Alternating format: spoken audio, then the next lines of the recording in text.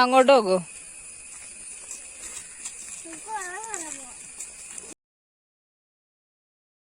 പൂച്ചനെ അങ്ങനെ അല്ല വിളിക്കണേ. പൂച്ച ഇവിടെ നോക്കി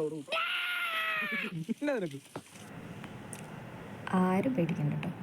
ഈ ഇരിക്കുന്ന പൂച്ചക്കുട്ടീനെ കളിക്കാൻ വിളിക്കുന്ന സീനാണ്. എന്നാൽ അത് വരുമോ? എൻ്റെ ശബ്ദം കേട്ടിട്ട് പേടിച്ച് തിരിഞ്ഞിരിക്കുന്നത്. അതൊരു കാരണവശാലും വരത്തില്ല.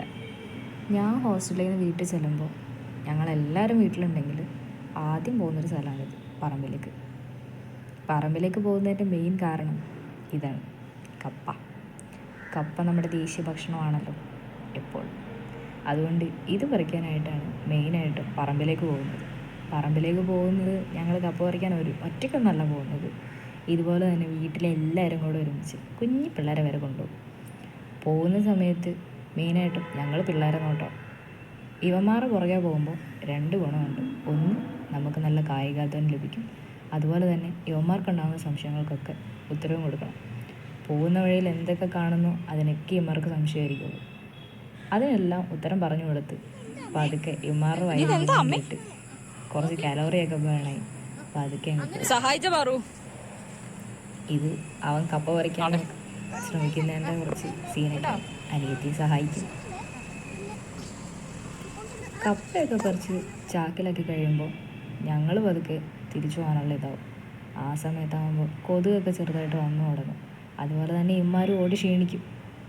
ക്ഷീണിച്ച് കഴിഞ്ഞിട്ടുണ്ടെങ്കിൽ പതിയെ എളിയെ കയറി ഇതുപോലെ ഓരോ തല്ലൊക്കെ കൊടുത്തിരിക്കും.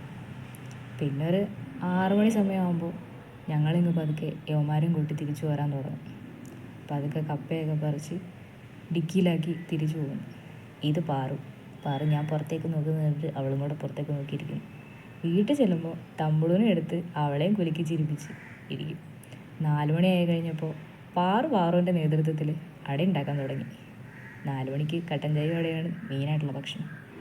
പിന്നെ ഈവനിങ് ഒക്കെ ആയി കഴിയുമ്പോൾ പതുക്കെ കുളിച്ച് ഓരോ വർത്തമാനമൊക്കെ പറഞ്ഞ് ഫുഡ് കഴിക്കും. അത് കഴിഞ്ഞാൽ മെയിൻ ചീട്ടുകളിയാണ്. ചീട്ടുകളിയിൽ ഞങ്ങൾ പിന്നെ ഭയങ്കര അഗ്രഗണ്യരായതുകൊണ്ട് തന്നെ ഞങ്ങൾക്കാർക്കും അതിൻ്റെ അഹങ്കാരമൊന്നുമില്ല. ഇതൊക്കെ കഴിഞ്ഞ് അച്ഛൻ വന്നു കഴിയുമ്പോൾ ഞങ്ങൾ പതുക്കെ ഉറങ്ങും.